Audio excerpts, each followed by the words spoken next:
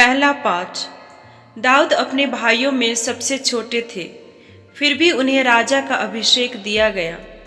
वह ईश्वर की सहायता से इस्राएल के महान राजा बने और उनके वंश में यीशु मसीह का जन्म हुआ। सामुएल का दूसरा ग्रंथ अध्याय 5 पद संख्याएं 1 से 3। उन्होंने दाऊद को इस्राएल के राजा का अभिषेक दिया। इस्राएल के सभी वंशों ने हेब्रोन में दाऊद के पास आकर कहा, देखिए, हम आपके रक्त संबंधी हैं। पहले भी जब साउल हम पर राज्य करते थे, आप ही इस्राएलियों को युद्ध के लिए ले जाते और वापस लाते थे। प्रभु ने आपसे कहा है, तुम ही मेरी प्रजा इस्राएल के चरवाहा, इस्राएल के शासक बन जाओगे। इस्राएल के सभी नेता हेब्रोन में राजा के पास आए और दाऊद ने हेब्रोन में प्रभु के सामने उनके साथ समझौता कर लिया और उन्होंने दाऊद को इस्राएल के राजा का अभिषेक दिया। प्रभु की वाणी। दूसरा पाठ। संत पौलुस यीशु मसीह की महत्ता का वर्णन करते हैं। वह समस्त सृष्टि के पहले से विद्यमान है और उनमें सब प्रकार की परिपूर्णता है। मसीह ने सब मनुष्यों के लिए अपना रक्त बहाया है और इस प्रकार वह सबों के लिए अनंत जीवन के स्रोत बन गए हैं। कलोसियों के नाम संत पौलुस का पत्र अध्याय 1 पद संख्याएं 11 से 20। ईश्वर हमें अपने प्रिय पुत्र के राज्य में ले आया है। आप लोग ईश्वर की महिमामय शक्ति से बल पाकर सदा दृढ़ बने रहेंगे। सब कुछ आनंद के साथ सह सकेंगे और पिता को धन्यवाद देंगे, जिसने आपको इस योग्य बना दिया कि आप ज्योति के राज्य में रहने वाले संतों के सहभागी बन जाएं। ईश्वर हमें अंधकार की अधीनता से निकालकर अपने प्रिय पुत्र के राज्य में ले आया है। उसी पुत्र के द्वारा हमारा उद्धार हुआ और हमें पापों की क्षमा प्राप्त है। यीशु मसीह अदृश्य ईश्वर के प्रतिरूप तथा समस्त सृष्टि के पहलौठे हैं, क्योंकि उन्हीं के द्वारा सब कुछ की सृष्टि हुई है। सब कुछ, चाहे वह स्वर्ग में हो या पृथ्वी पर, चाहे दृश्य हो या अदृश्य, और स्वर्गदूत की श्रेणियां भी, सब कुछ उनके द्वारा और उनके लिए सृष्ट किया गया है। वह समस्त सृष्टि के पहले से विद्यमान है और समस्त सृष्टि उनमें ही बनी हुई है। वही शरीर अर्थात कलीसिया के शीर्ष हैं। वही मूल कारण है और मृतकों में से प्रथम जी उठने वाले भी। इसीलिए वह सभी बातों में सर्वश्रेष्ठ हैं। ईश्वर ने चाहा कि उनमें सब प्रकार की परिपूर्णता हो। मसीह ने क्रूस पर जो रक्त बहाया है, उसके द्वारा ईश्वर ने शांति की स्थापना की।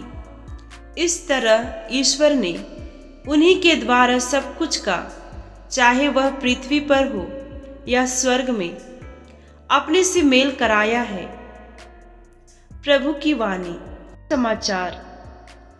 यीशु मसीह की बगल में क्रूस पर ठोके हुए कुकर्मी ने समझ लिया कि यीशु निर्दोष हैं। उसने यीशु में विश्वास किया और यीशु ने उसे यह आश्वासन दिया, मैं तुमसे कह देता हूँ, तुम आज ही परलोक में मेरे साथ होगे।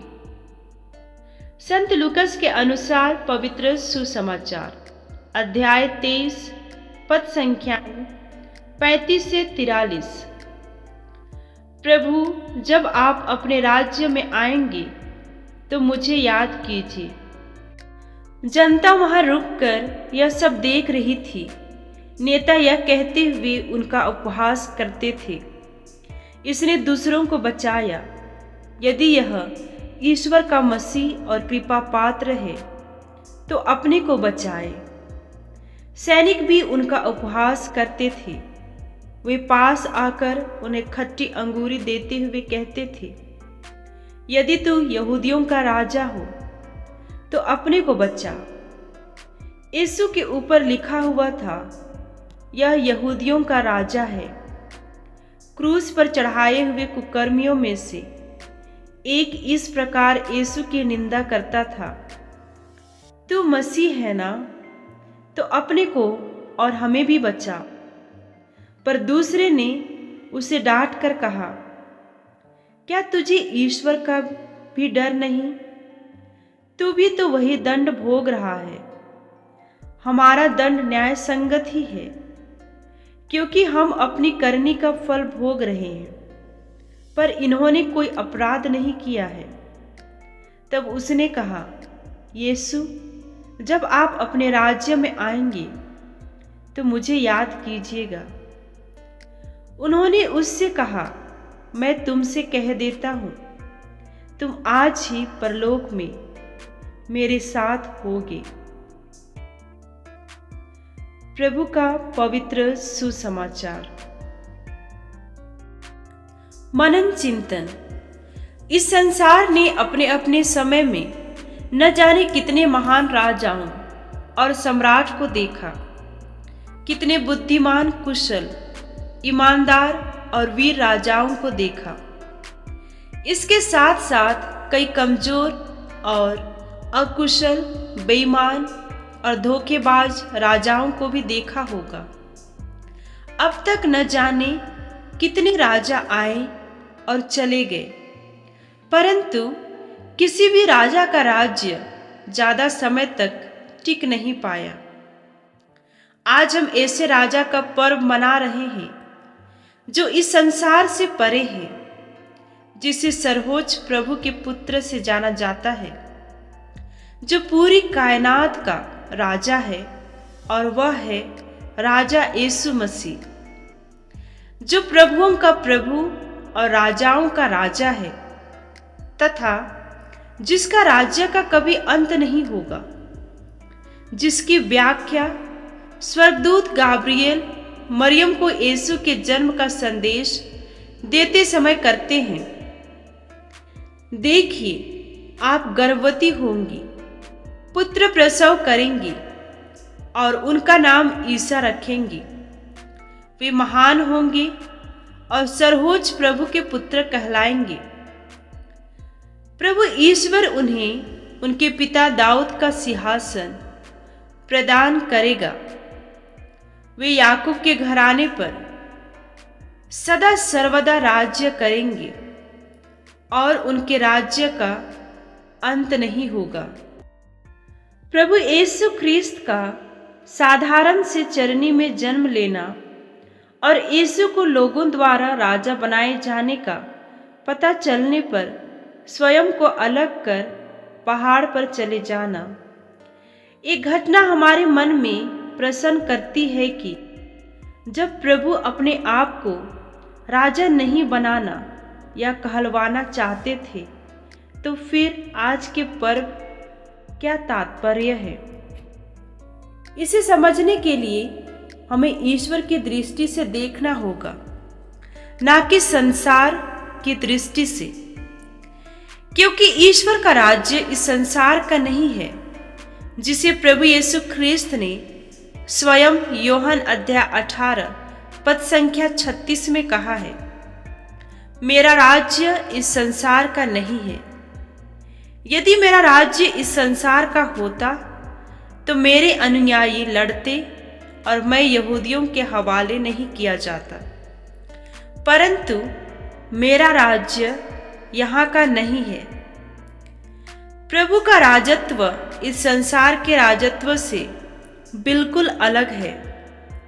जब यीशु इस संसार में थे, तब उनके शिष्य, यहूदी जनता और लोग प्रभु यीशु को इस संसार के बाकी राजाओं के समान ही एक राजा बनाने के हिसाब से देख रहे थे। विशेषकर वह राजा जो उन्हें रोम के शासन से मुक्त करेगा, जिसकी विशाल सेना होगी तथा वह अस्त्र शस्त्र से युद्ध पर विजय प्राप्त करेगा। वे उन्हें एक करिश्माई इंसान के रूप में देख रहे थे जो आगे चलकर उनका राजा बनेगा। परंतु शिष्यों को यीशु के पुनरुत्थान एवं पेंतुकोस्त के बाद ही समझ में आया कि यीशु साधारण मनुष्य ही नहीं, पर वह प्रभु है जो प्रभुओं का प्रभु और राजाओं का राजा है।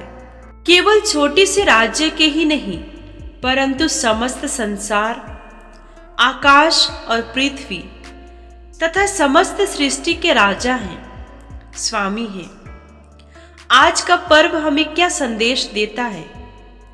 आज का पर्व हमें यह संदेश देता है कि अगर हम यीशु को इस संसार की दृष्टि से देखेंगे तो हम अपने आप को सच्चाई से दूर रखेंगे तथा यीशु हमारे लिए बहुत सी सीमित हो जाएंगे।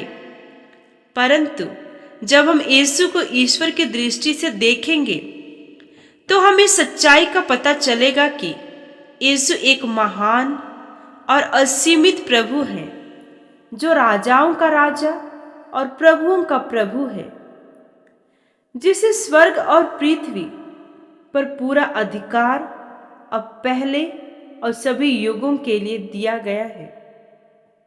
आज का पर्व हमें प्रभु यीशु को अपने जीवन का राजा बनाने के लिए आमंत्रित करता है। प्रभु यीशु को अपने जीवन का राजा बनाना अर्थात उसकी बातें सुनना, उससे प्रेम करना, उसकी सेवा करना और उसका अनुसरण करना है। जब हम उसके साथ चलने की कोशिश करते हैं, जब हम संपूर्ण रूप से अपना जीवन सुसमाचार की आत्मा के अनुसार जीते हैं और जब वह सुसमाचार की आत्मा हमारे जीवन के हर क्षेत्र पर समा जाता है, तभी हम उसके राज्य के रहवासी कहलाते हैं। अगर यीशु सच में हमारे जीवन का राजा है तो वह हमारे जीवन के हर भाग का राजा होना चाहिए तथा हमें उसे हमारे जीवन के हर क्षेत्र में राज करने देना चाहिए। क्रिस्त राजा का पर्व हर साल पूजन विधि के अंतिम रविवार में मनाया जाता है। यह पर्व हमें बताता है कि हमें याद रखना चाहिए कि अंत में हमारे साथ क्या होने वाला है। आज के पाठों द्वारा ईश्वर प्रकट करते हैं कि अंत में सबका न्याय होगा। अंत में प्रभु राजा अपनी महिमा के साथ आएगा और एक चरवाहे की तरह न्याय करेगा। मेरी भेड़ों, तुम्हारे विषय में प्रभु ईश्वर यह कहता है, मैं एक एक करके भेड़ों, मेढ़ों और बकरों का सबका न्याय करूंगा।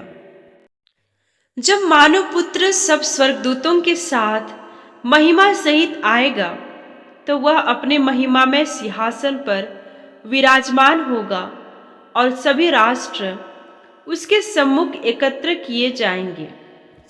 जिस तरह चरवाहा भेड़ों को बकरियों से अलग करता है, उसी तरह वह लोगों को एक दूसरे से अलग कर देगा। संत मत्ती के सुसमाचार में यीशु भेड़ों को प्रभु के कृपा पात्र कहते हैं क्योंकि उन्होंने अपने को प्रभु की कृपा पात्र करने लायक बनाया। ये वो लोग हैं जिन्होंने ईश्वर के स्वभाव को अपने जीवन द्वारा दर्शाया। ईश्वर के स्वभाव के कुछ अंश एजेकियल अध्याय 34 पद संख्या 16 में बताया गया है।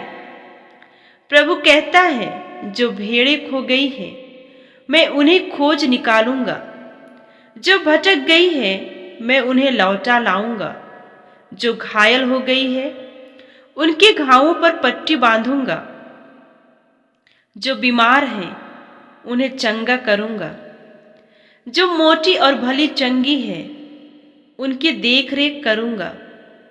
यह वचन हमें बताता है कि किस प्रकार प्रभु अपने लोगों का ख्याल रखता है, रक्षा करता है, पट्टी लगाता है तथा देख रेख करता है। यही स्वभाव को अपनाकर जो दूसरों के लिए कार्य करता है, जैसे भूखों को खिलाना, प्यासों को पिलाना, परदेशी को अपने यहाँ ठहराना, नंगों को पहनाना, बीमारों को भेंट करना, बंदी को मिलने जाना इत्यादि, तो वह प्रभु का कृपा पात्र बन जाता है, जिससे प्रभु कहते हैं, तुमने मेरे भाइयों में से किसी एक के लिए, चाहे वह कितना ही छोटा क्यों न हो, जो कुछ किया वह तुमने मेरे लिए ही किया। आओ और उस राज्य के अधिकारी बनो जो संसार के प्रारंभ से तुम लोगों के लिए तैयार किया गया है। जो प्रभु को अपना राजा मानते हैं, वह ईश्वरीय राज्य के अनुसार तथा उनके वचन के अनुसार कार्य भी करते हैं और इसका फल उन्हें जरूर प्राप्त होगा। आइए आज के इस पर्व के दिन यीशु को हम सच्चे हृदय से अपना राजा माने, जो हमारी देखरेख एक सच्चे चरवाहा के समान करता है तथा हम अपने आप को उसका सच्चा भेड़ कहलाने योग्य जीवन बिताएं। आमीन।